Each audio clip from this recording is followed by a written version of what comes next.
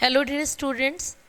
Your Pragya ma'am is your Pragya ma'am from Saraswati Valika Vidya Mandir, Jankipuram, Lucknow is back with our previous topic narration. Last class में हम लोगों ने narration को discuss किया था, कुछ part हम लोग डिस्कस कर पाए थे, तो उसी टॉपिक को हम कंटिन्यू करेंगे। लास्ट क्लास में हम लोगों ने पढ़ा था कि डायरेक्ट स्पीच क्या होती है, इनडायरेक्ट स्पीच। नरेशन के 2 पार्ट्स होते हैं, एक डायरेक्ट स्पीच होती है और दूसरी इनडायरेक्ट स्पीच होती है। ठीक है, डायरेक्ट स्पीच क्या है, what is direct speech and what is indirect narration, है ना। We discussed everything. As we discussed that when we quote someone's word, है ना, we write them in inverted commas because that is direct word, exact word of the speaker.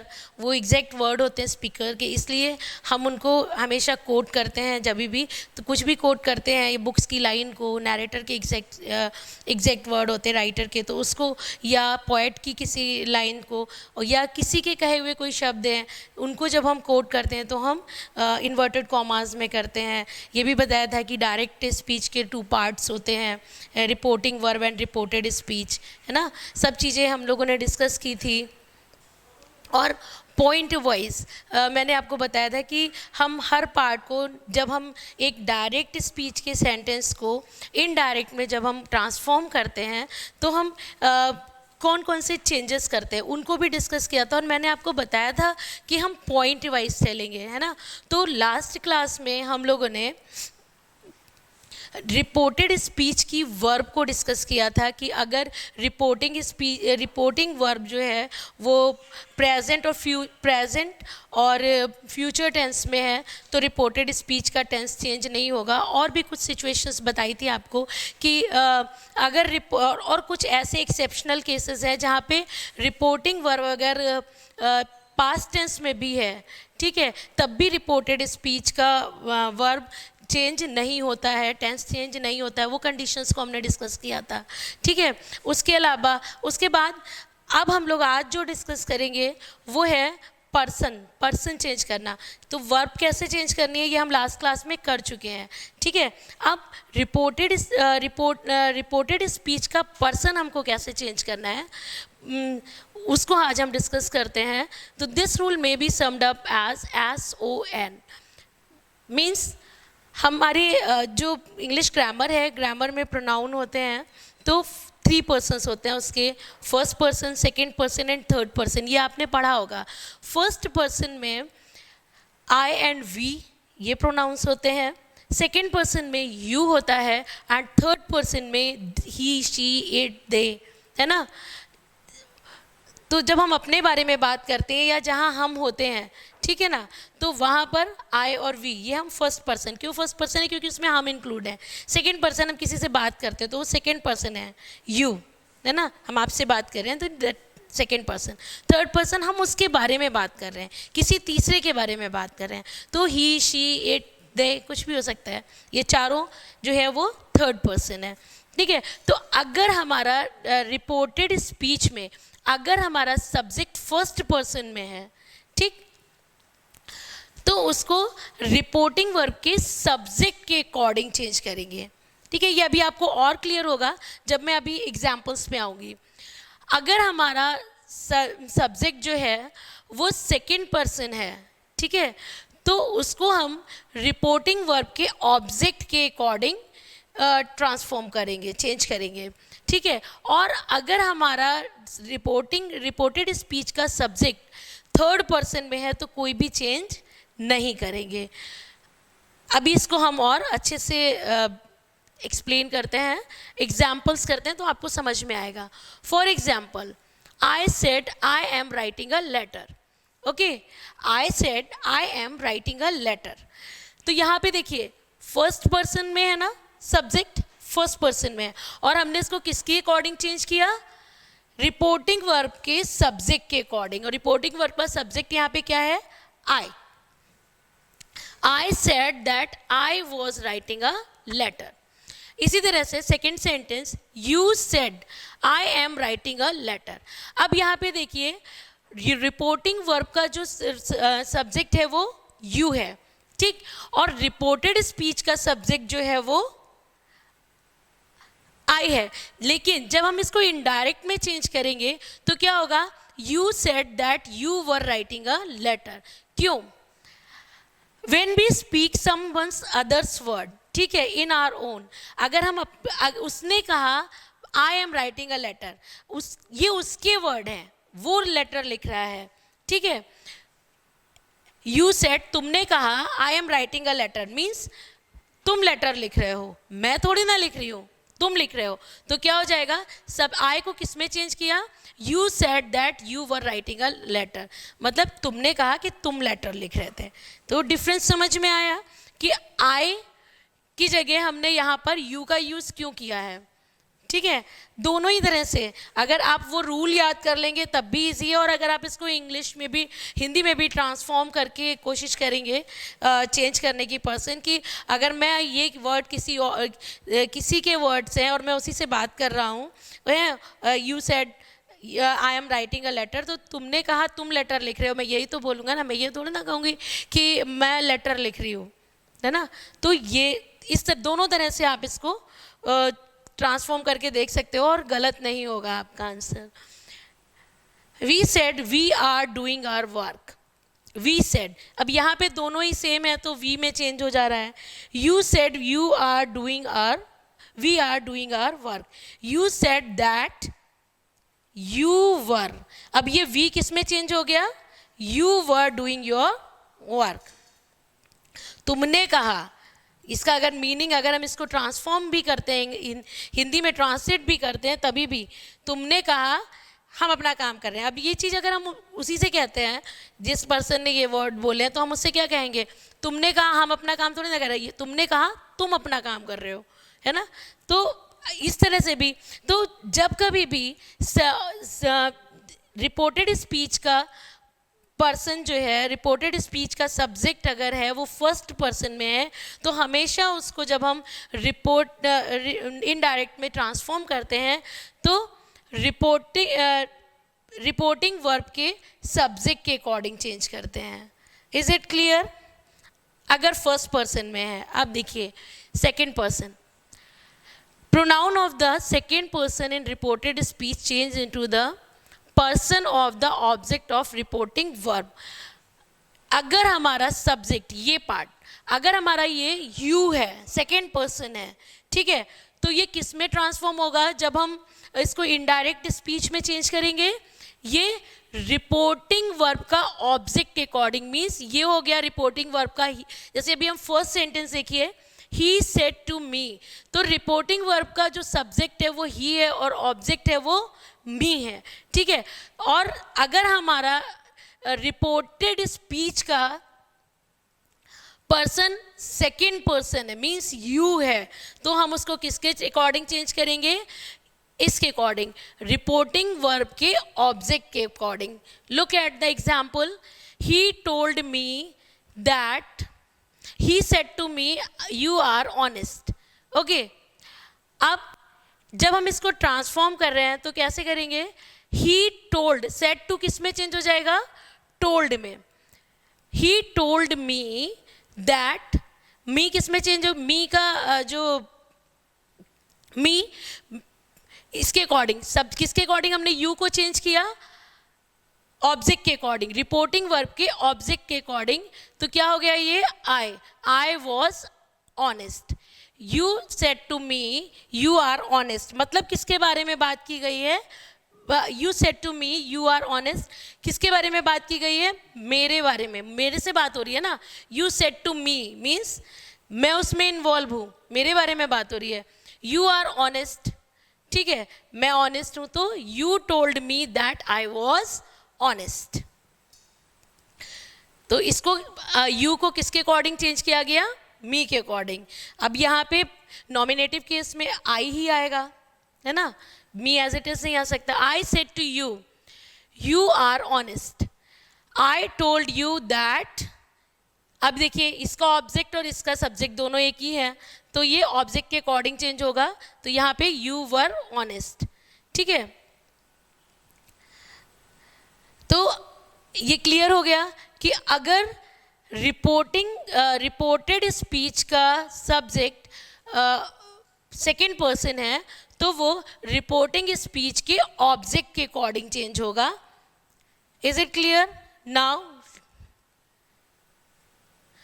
pronoun of the third person in the reported speech remains unchanged. अगर reported speech का pronoun third person में है तो उसका वो change नहीं होता है. ठीक है, वो वैसे ही रहता है. देखिए, ना वो सब्जेक्ट के अकॉर्डिंग चेंज होगा, ना वो ऑब्जेक्ट के अकॉर्डिंग चेंज होगा, वो एज इट इज रहेगा. Look at the example. I said to him he is a fool. Said to को टोल्ड में चेंज किया जाएगा. I said to him that he was a fool. He रहेगा, इसी के जो है एज इट इज रहेगा. अगर यहाँ दे होता दे आर फूल, तो यहाँ इसको जब इनडायरेक्ट में चेंज करते तो दे वर फूल. ठीक. You said to me he is a fool. अच्छा, ये रिपीट हो गया. ही सेड, तो ये एग्जाम्पल में अगर यहाँ पे ये होता you said to me they are fool, तो यहाँ पे हमारा सेंटेंस क्या चेंज होता? You said to me that they were fool. Is it clear? Now other changes. अगर सेंटेंस में कहीं भी नाउ, ये नाउ है, नाउ किस में चेंज होगा? देन में. मतलब word of nearness change into word of फारनेस. You can C now then में change होगा. this is a word of nearness and it will change in that. these, those, here, there, thus, so, ago, before, hither, thither, hence, thence, today, that day, tonight, that night, tomorrow, the next day, yesterday, the previous day, last week, the previous week, come, go, now, just, then. तो ये changes, ये word, ये table learn कर लीजिएगा. अगर आपके sentence में इन words का यूज़ किया गया है तो इनको इनके अकॉर्डिंग चेंज करना है. ओके.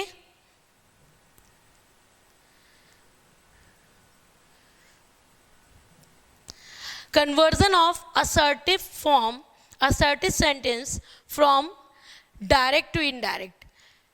अब हम बात करते हैं, अभी तक हमने रिपोर्टेड स्पीच के बारे में बात की कि रिपोर्टेड स्पीच के टेंस को कैसे चेंज करना है.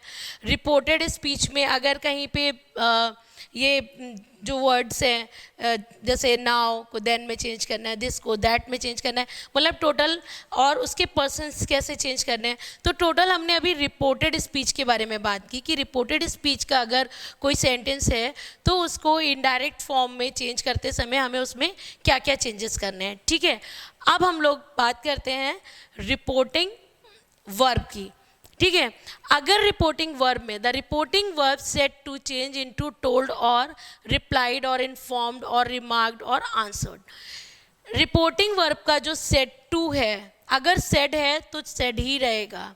ठीक है. अगर सेट टू है तो उनको सेंटेंस के फील के अकॉर्डिंग, सेंटेंस के अकॉर्डिंग इन वर्ड्स में चेंज किया जाता है. जैसे सेट टू, अगर हमने किसी से कोई बात कही, इफ़ आई सेड समथिंग, एक जनरल बात बोली और कोई भी लिसनर नहीं है, ठीक है, तो वहाँ पे हम सेड टू का यूज़ नहीं करते हैं, ही सेड.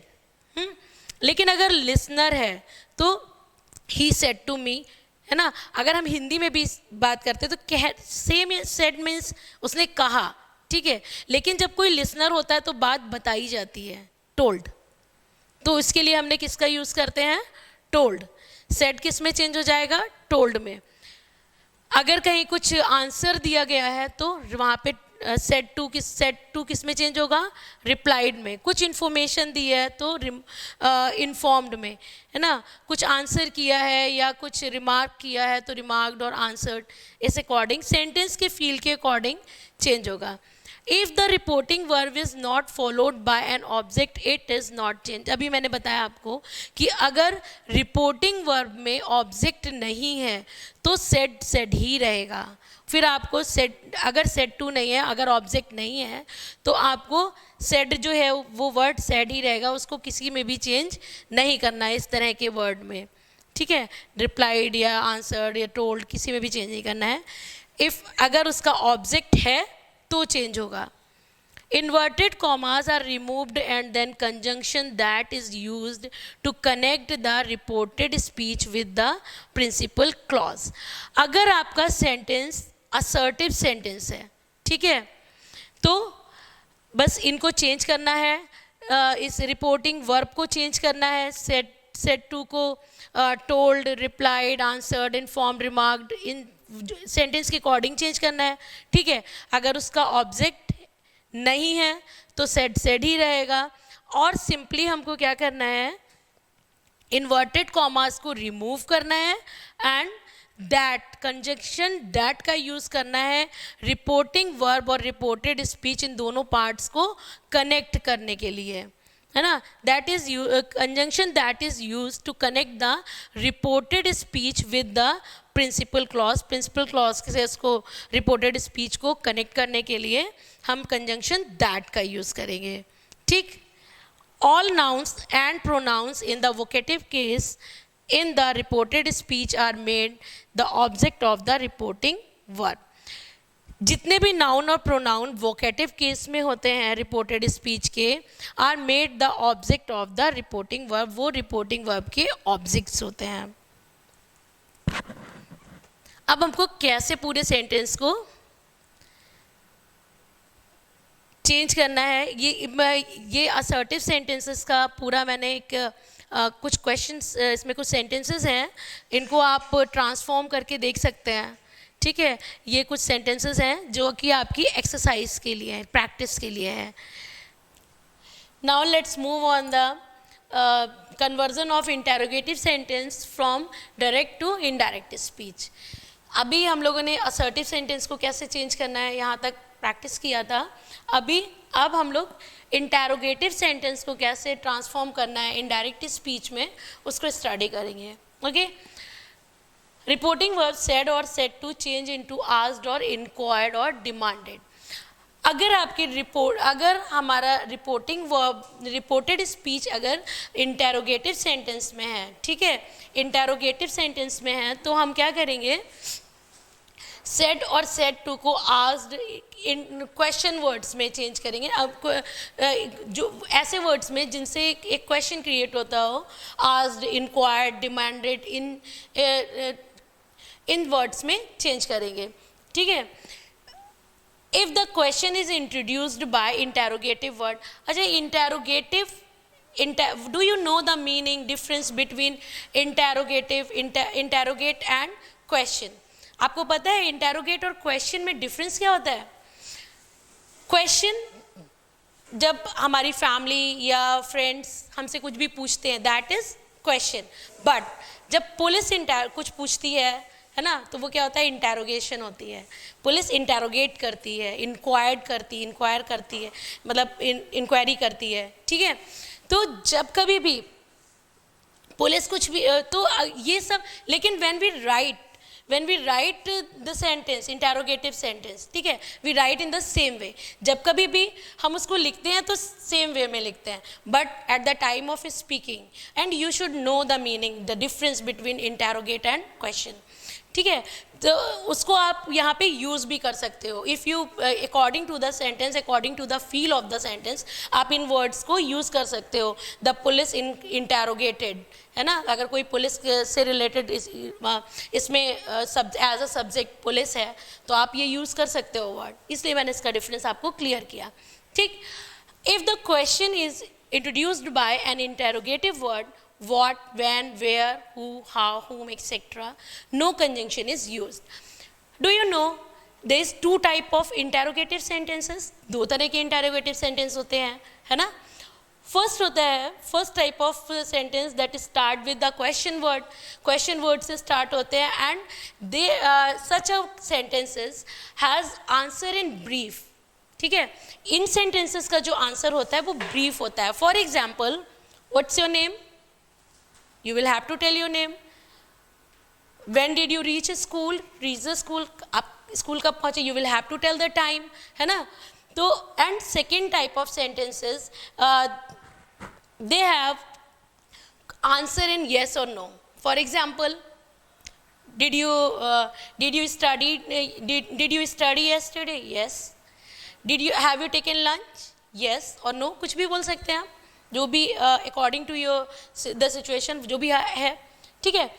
तो दो तरह के क्वेश्चन सेंटेंसेस होते हैं, तो दोनों को चेंज करने के लिए if your question starts with a question word like what, when, where, how, these are also interrogative conjunctions also, so we are not supposed to use two conjunctions together, हमको एक साथ दो conjunction का use नहीं करना है, तो that को यहाँ पे हम use, इसलिए that को हम यहाँ पे use नहीं करेंगे, but what, when, question word को ही as a conjunction use कर लिया जाएगा। Clear? For example, which way did the thief go? asked the policeman. The policeman inquired which way the thief had gone.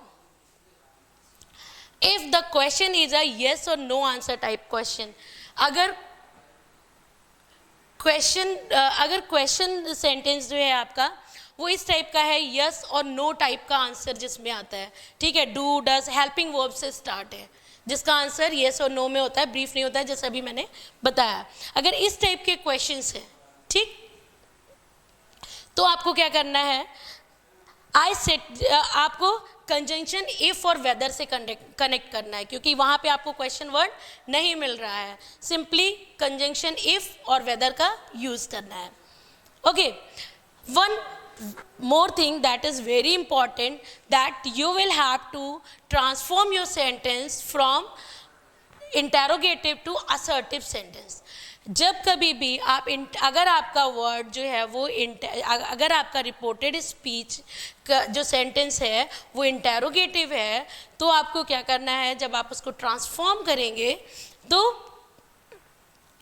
Interrogative sentence को किस में change करेंगे, assertive sentence में। क्यों करेंगे, बहुत सिंपल फंडा है। देखिए, exact word of the speaker, हमने कुछ भी बोला, हमने क्वेश्चन किया, वो मेरा क्वेश्चन है, क्योंकि स्पीकर मैं हूं उस समय, ठीक, वो मेरी डायरेक्ट स्पीच है, मेरे एग्जैक्ट वर्ड है। बट अगर मेरे वर्ड्स को, मेरे सेंटेंस को आपने किसी और से कहा, मेरे क्वेश्चन को, ठीक है, फॉर एग्जाम्पल मैंने आपसे पूछा व्हाट्स योर नेम, आपने सिंपली मुझे आंसर किया, किसी ने बाहर आपसे पूछा कि क्या पूछा था, तो क्या बोलोगे कि she was asking my name, है ना, यही तो बोलोगे।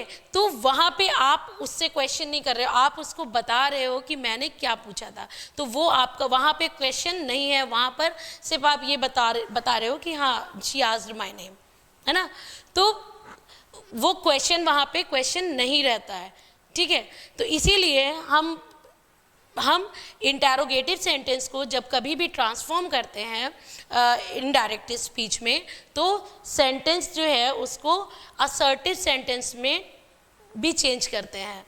देखिए, as I have done an example, the policeman inquired which way the thief had gone, है ना, policeman inquired which way the thief had gone. What is the construction of interrogative sentence, ये construction होता है subject plus helping verb plus question word plus helping verb plus subject then verb and then object, ठीक है, यही होता है, ठीक। अब देखिए, जब मैंने इसको इनडायरेक्ट स्पीच में ट्रांसफॉर्म किया है, तो क्या किया है, इसी सेंटेंस के पार्ट को which way the thief had gone, had the thief gone को किस में चेंज कर दिया मैंने, द थीफ, पहले जो असर्टिव सेंटेंस का कंस्ट्रक्शन होता है उसके अकॉर्डिंग। देखिए, subject plus helping verb plus verb, यही होता है ना, यही फॉर्मेशन होता है असर्टिव सेंटेंस का। तो मैंने इंटेरोगेटिव इस फॉर्मेशन को किस में चेंज किया, असर्टिव सेंटेंस में। इन नेक्स्ट एग्जाम्पल ऑल्सो आप you can C, if the question is a yes or no answer type question, so if or whether is used as a conjunction, इसको conjunction के जैसे use किया। उसके बाद देखिए, do you know how she dance, if she knew, do you know means ये interrogative sentence है किसका, present indefinite tense का, और मैंने इसको किस में चेंज किया, past indefinite tense में चेंज किया। तो पास्ट इंडेफिनिट टेंस के सिंपल सेंटेंस में simply verb second form use होती है और कोई भी कंजंक्शन और कोई भी हेल्पिंग वर्ब का यूज़ नहीं होता है, तो यहाँ पे हेल्पिंग वर्ब नहीं है, सिंपली वर्ब का सेकेंड फॉर्म है, ठीक है। तो if she knew how to dance, इसको क्या किया, सिंपल सेंटेंस में ट्रांसफॉर्म किया है, ठीक है। सो आपको ये समझ में आया how to change interrogative sentence from direct to indirect speech. Now let's move.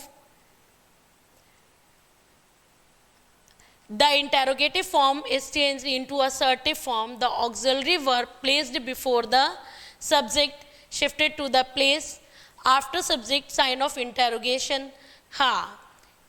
When we transform, sign of interrogation is replaced by full stop. Whenever we transform a sentence, interrogative sentence into assertive sentence, ठीक है, तो ये भी एक बहुत important part है कि आप उसका कंस्ट्रक्शन जो भी है उसको तो चेंज करना ही है, इंटेरोगेटिव से असर्टिव में लाना है, प्लस क्वेश्चन मार्क की जगह question mark is being replaced by full stop, question mark को फुल स्टॉप से रिप्लेस करना है, ठीक है। नाउ कंजंक्शन दैट का यूज नहीं करना है, I have explained. Next, interrogative sentence beginning with shall are of two type, pure future और रिक्वेस्ट। इंटेरोगेटिव सेंटेंस जो होते हैं वो टू टाइप्स के होते हैं अगर वो शैल से स्टार्ट हो रहे हैं, एक होता है प्योर फ्यूचर और दूसरा होता है request. For example, Suresh said shall I ever forget her, तो ये क्या है, प्योर फ्यूचर, क्या मैं उसको कभी भूल सकता हूँ, सुरेश सेड क्या मैं कभी उसको भूल सकता हूँ, तो इसको कैसे चेंज किया है यहाँ पर वॉन्ट, क्योंकि जब हम सरप्राइज्ड होते हैं या वॉन्डर्ड होते हैं तब इस तरह के क्या अच्छा ऐसा कभी कभी हो सकता है, इस तरह से बोलते हैं ना, तो सुरेश यहाँ पे सेड को किससे रिप्लेस किया, wandered, Suresh wandered if he would ever forget हर। जैसे मैंने बताया था आपको, जब शैल से शुड में चेंज करना था तब बताया था कि यहाँ पे अगर प्योर फ्यूचर है तो वुड फॉर्म में चला जाएगा, ही वुड एवर फॉरगेट हर, ठीक है। तो शैल किस में चेंज हो जाएगा, वुड में चेंज हो जाएगा।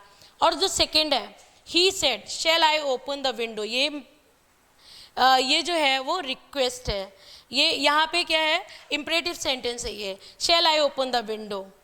He asked me if he should open the window, तो यहाँ पर क्या है, शैल किस में चेंज हुआ है, शुड में, लेकिन अगर प्योर फ्यूचर है तो शैल किस में चेंज होगा, वुड में, ठीक है। तो क्या क्या चीज़ें हमको याद रखनी है जब हम एक इंटेरोगेटिव, अगर हमारा रिपोर्टेड स्पीच इंटेरोगेटिव सेंटेंस है, क्वेश्चन सेंटेंस में है, तो हमको क्या क्या चेंजेस करने हैं। फर्स्ट ऑफ ऑल हमको कंजंक्शन दैट को अवॉइड करना है, ओके, कंजंक्शन दैट को हटा के विच व्हाट क्वेश्चन वर्ड को एज इट इज लिख देना है, ठीक है, उसको क्वेश्चन वर्ड से सेंटेंस को कनेक्ट करना है। अगर डू डज है, येस और no type answer type question है तो हमको क्या करना है, हमें इफ और वेदर कंजंक्शन का यूज करके उनको कनेक्ट करना है। इंटेरोगेटिव सेंटेंस को असर्टिव में चेंज करना है ना। Let's do some examples. He said to his friend, "What can I do for you?" Said to is changed into asked. He asked his friend, and simply what से हम इसको connect कर देंगे, कोई भी conjunction दूसरा conjunction use नहीं करेंगे। What he could do for him. देखिए यहाँ पे ऊपर देखिए जो डायरेक्ट स्पीच है उसका सेंटेंस हमारा इंटेरोगेटिव है, लेकिन यहाँ पर हमने क्या किया है, इसको असर्टिव में चेंज किया है, ही कुड। एंड जो हमारा जो रूल के अकॉर्डिंग टेंस को जैसे चेंज करना है तो कैन कुड में चेंज हो गया, पर्सन आई ही में चेंज हो गया, डू फॉर हिम, और हिम यू जो है वो हिम में चेंज हो गया according to the rules of changing persons को कैसे चेंज करना है ये मैंने आपको बताया था। तो वही रूल्स फॉलो करने हैं जो हमने असर्टिव सेंटेंस को फॉर्म करते समय सीखे थे, उन्हीं रूल्स को हमको फॉलो करना है, असर्टिव सेंटेंस में चेंज करना है। लेकिन बस चेंज क्या है यहाँ पर, सेट टू क्वेश्चन वर्ड्स में, क्वेश्चन उन वर्ड्स में आ जाएगा जो कि क्वेश्चन को एक्सप्रेस करते हैं, आस्क्ड, इंक्वायर्ड, किसी भी according to the feel of the sentence. ठीक है, next look at the next sentence. Which way did the thief go? Asked the policeman. The policeman inquired which way the thief had gone. I said to her, do you know how to dance? I asked her if she knows dance. He said to me, where are you going? He asked me where I was going. The teacher said to Mohan, why are you wasting your time? Have you solved all the sum? The teacher asked Mohan why he was wasting his time and if he had solved all his sums. देखिए यहाँ पे दो तरह के question इस sentence में, दोनों तरह के क्वेश्चन सेंटेंसेस हैं। First is started with question word, है ना, वाई से स्टार्ट है, and second is started with helping verb.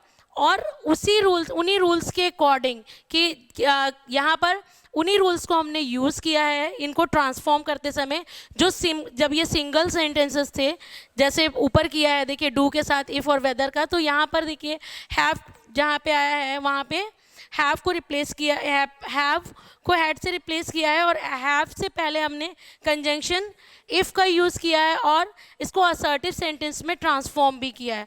तो सारे रूल्स वही हैं, टेंस को हमें स्टार्टिंग से जैसे हम चेंज करते चले आ रहे हैं, हर काइंड के सेंटेंस में वैसे ही चेंज करना है। जो पर्सन्स हैं प्रोनाउन के, उन पर्सन्स को भी उन्हीं के अकॉर्डिंग चेंज करना है, उन रूल्स जो रूल्स हम पहले पढ़ चुके हैं उनके अकॉर्डिंग चेंज करना है। ठीक है, इंटेरोगेटिव सेंटेंस को असर्टिव में चेंज करना है, क्वेश्चन मार्क को फुल स्टॉप से रिप्लेस करना है। तो these were the examples of interrogative sentence. Okay, now let's move on the imperative sentence. Conversion of imperative sentence from direct to indirect speech. Reporting verb change into some verbs expressing command, request or advice. For example, ordered, advised, requested, command, forbade, urged, etc. इन सब में इनको change करना है।